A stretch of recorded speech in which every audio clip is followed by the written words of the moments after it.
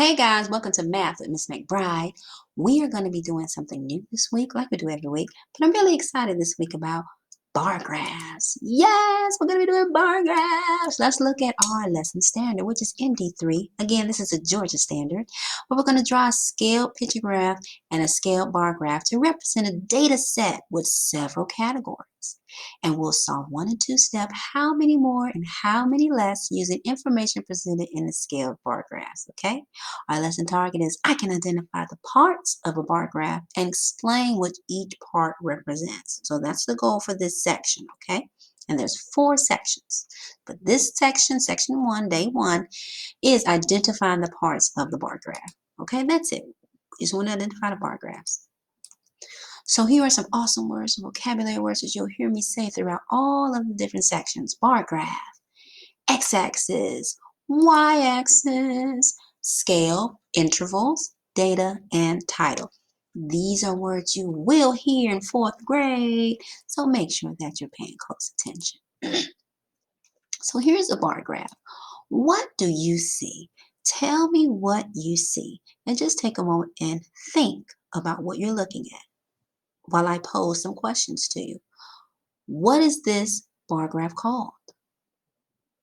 Well, if we use our skills from ELA for informational text, we can see the title, and the title is What Do You See? So the title of this bar graph is What Do You See?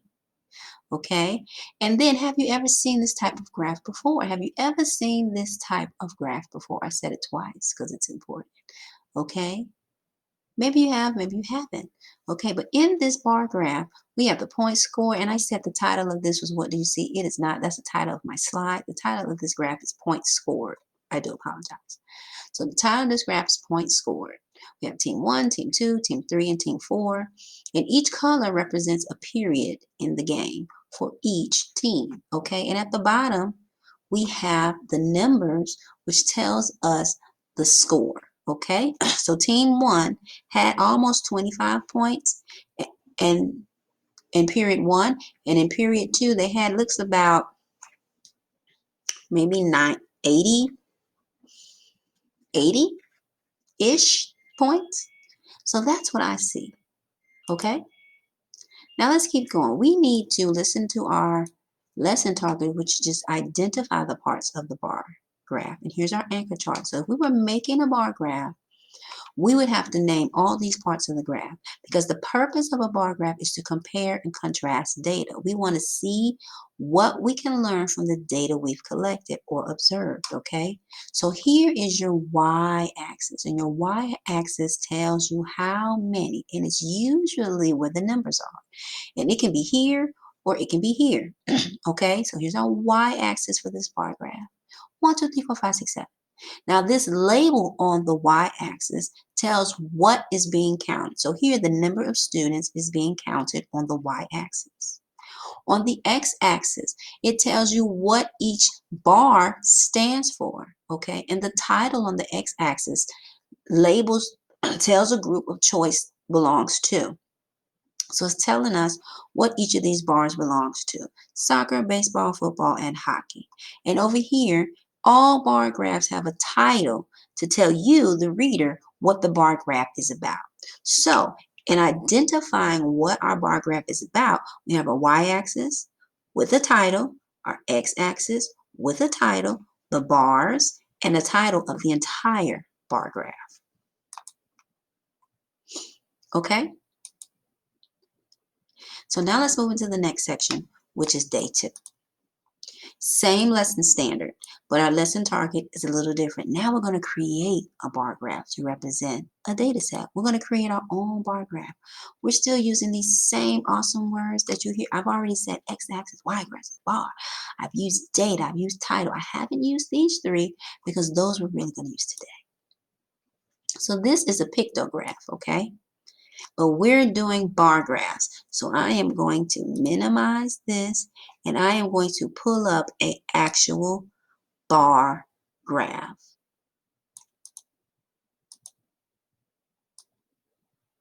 We're going to look back at this original one. So here, we're going to create a bar graph based on some data, okay?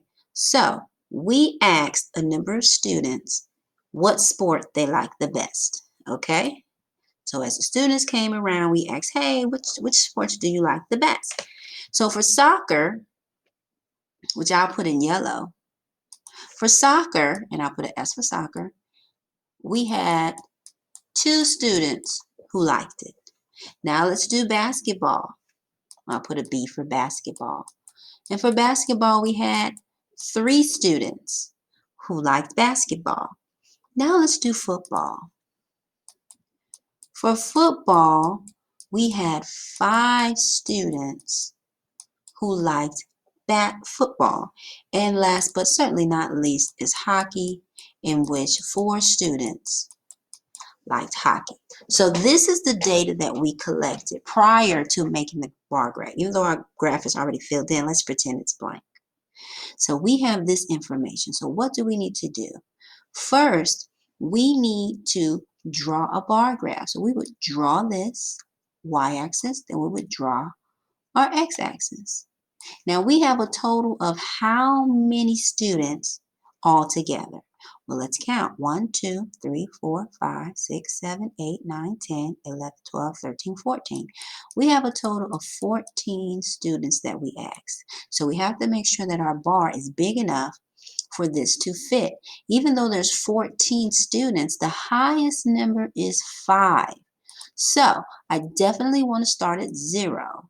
But since the highest number is 5, we can go as high as 10, but I wouldn't go any higher than that because then the graph looks a little funky. So we're going to start at 0, and for our graph, we stopped at 7, which is fine because our range, our intervals, will be between 0 and 7. And intervals are jumps, okay? So now with that information, we fill in the y-axis. So we started at 0. I'm going to change my color because I don't want to get this confused with hockey. So we start at 0 and we put 1, 2, 3, 4, 5, 6, 7. And our intervals, our jumps, are by 1. Okay? So if this was a number line, we would be jumping by 1. Okay, so those are intervals. This is an interval of 1. So our y-axis now needs a title. So it's the number of students because that's who we got the information from. So now let's look at our x-axis. So what did we ask them about? We asked them about a sport. So that's our title for the x-axis. Now we need to put each different sport in its own space, in its own bar location on the bar graph so we can put the bar in there. And last but not least, what are we trying to find out? We want to know their favorite sport. So the title is Favorite Sport. Okay? Very good. So now we've got our bar graph filled all the way in.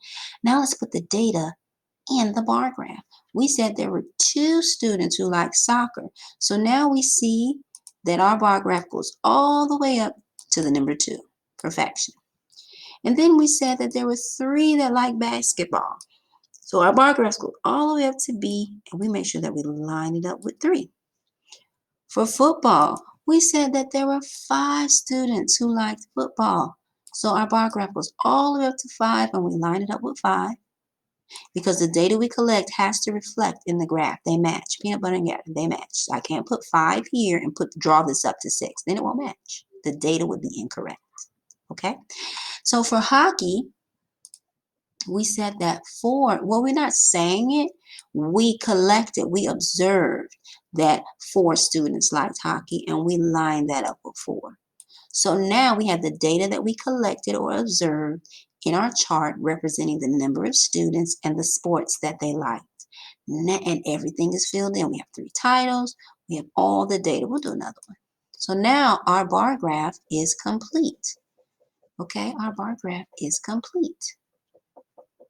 And I'm just going to erase it. So that's how you make a bar graph. And we will do another one. Don't you worry. We will do another one because practice makes perfect. And that's the only way we're going to learn is to practice and repeat it, repetition, okay? So let's keep going. I have some more erasing to do. Bear with me. That's a pictograph. We'll do that another time. So now we're into the third portion of bar graphs, okay? And the lesson standard again remains the same, but now our lesson target is to create a bar graph to represent a data set. So more practice on it because practice makes perfection. Again, awesome words. Yeah, I think I've used every word except scale and pole. So I'll make sure I use that today. So we need to know how to use those. So let's review. The parts of the graph are the x-axis, the y-axis. We name them and we name the title of our bar graph. That's what we do in the labeling part. And we collect the data to create the graph and then we compare the graph. So we'll compare the graph a little later. Let's get into it because I want to show you how we do this. So here we're going to make a bar graph, okay? Now we've collected some data about favorite berries, yeah? Okay, we've collected some data about favorite berries, okay? So the first thing that we need to do is we need to name our bar graph. Well, the data we collected is about favorite berries. So you can put this name here. You can put favorite berries here, okay? Favorite berries. That's a title because that is what we want to know. The title is what do we want to know? We want to know the favorite berries. So here we have our y-axis, and I know it's the y-axis because the clue is it has the numbers. Okay, so our y-axis is related to this column, which is the students. So you can name this section students.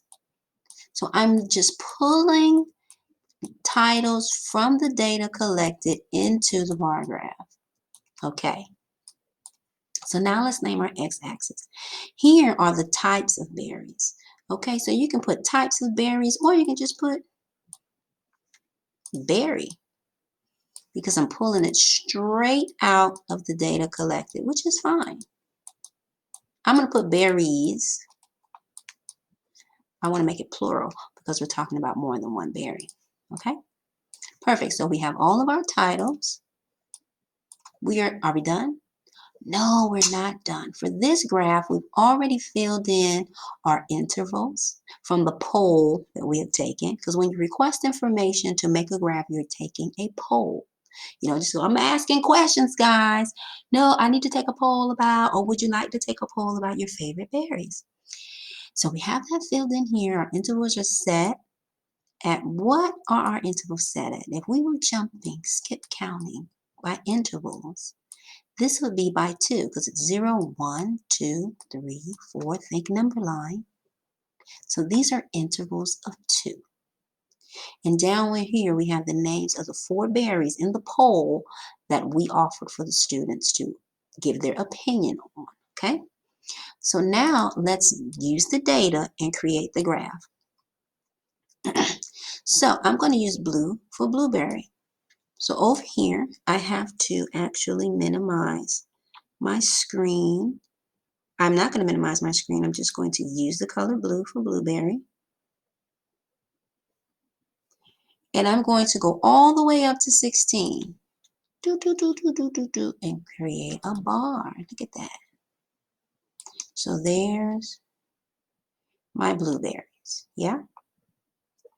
Now let's do the same thing with strawberry. So how many strawberries did the student, 19 students like strawberries. So now I'm going to go all the way up to 19. Draw the line, come down, and you can fill it in if you want. Perfect. Now, let's do blackberry. I don't have a black, so I'm going to use purple. And there were 9 students that liked blackberry, so I'm going to go all the way up to 9 and fill it in. And now let's do raspberry. There were 13 students who like raspberry. I actually love raspberries. They're very tart. Tart is another word for sweet. A little sour. And now we fill in raspberry. So to check myself, I'm going to draw a line from each bar over to the y-axis to make sure that it's lining up with the data because we don't want to show incorrect data. So the strawberry, I drew all the way up to here. Is this 19? Yes, this is 19, and that reflects here. So another check. Now let me check blueberry. I drew blueberry all the way up to 16. Is 16 here? Yes, then that is what it is. Blackberry, I drew all the way up here. Now it's going over to the number 9. Is 9 here? Yes. So raspberry is over here, and I drew that to 13. That's a little crooked, but it is 13. So yes, so now my data that I collected from the poll represents the data that I created in my graph. And once you do that, you are done. Check yourself. I have everything titled. All 3 berries are represented, and everything is lining up. Perfection. So that is how you make a bar graph from a poll of data that you collect. And bear with me while I erase, because I don't want this on the next screen, guys. Okay? And that is how you do it. It's very, very, very easy, and it's very fun. You can take a poll in your house and ask your family, hey, what's your favorite movie? And the movie with the most votes, can we watch it for family movie night? Yay! Let's look at another graph, because I want to show you the difference. See, here we did a number. We wrote 19, 16, 9, and 13, right? But you could also use tally marks. You could use tally marks, okay? And it's the same thing. It's like using base 10 blocks versus expanded form. It's the same number, just written a different way. And we could do the same thing here that we just did before. This is another example. Pause the video and take a second to see if you can work this out on your own. There's even a third one. Now, this is talking about money. Try it on your own and see what you come up with. Now, let's get into day 4. Lesson standard is the same, but now we're going to create a bar or pictograph using the data given set. And we'll use that to solve problems about the graph. So when we solve problems about the graph, we're asking questions about the graph. How many more? How many less? Let's look at it. And when we do that, sometimes we have to use the cup strategy, okay?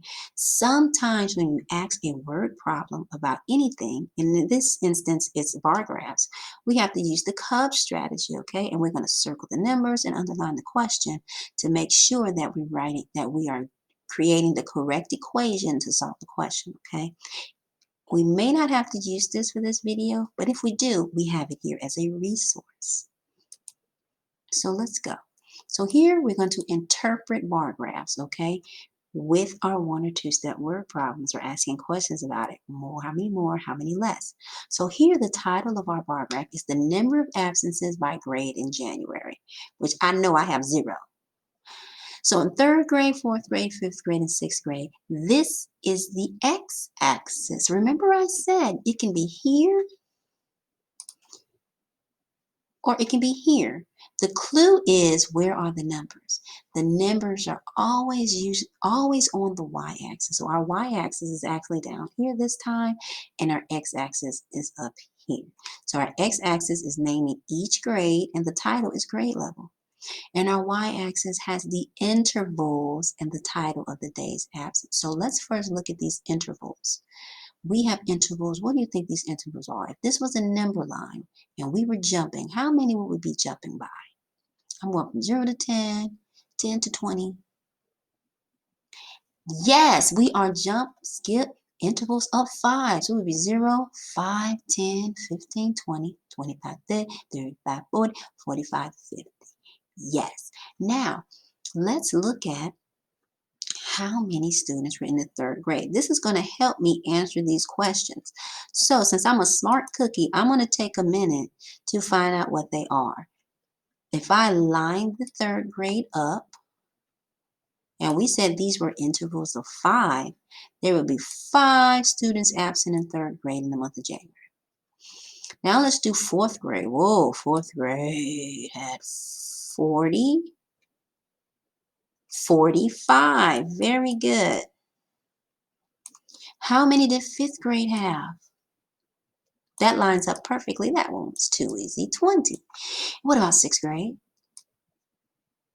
They had 25. Okay, so that was me getting information from the interpreting information from the bar graph so I can answer the questions. So now let me answer the question. Which grade had the fewest absences? So fewest, is that a high number or a low number? It's a low number. So it's saying which grade had the lowest absences or the lowest amount of absences. Well, if I look at the chart, at the graph, I can physically see that third grade has the smallest bar. Okay, so even if I didn't write 5 here, just by looking at it, I could see, okay, the littlest one, the fewest one is third grade. So I would put third grade. If I want to get fancy, I would answer it in a complete sentence using my race strategy. The grade that had the fewest absences was in January was third grade. Now, which grade had the most absences? And most is a big word. So if I look at it physically, the big one is fourth grade. Okay, and it also is the highest number. And third grade was the lowest number. So the grade with the most absences was fourth grade.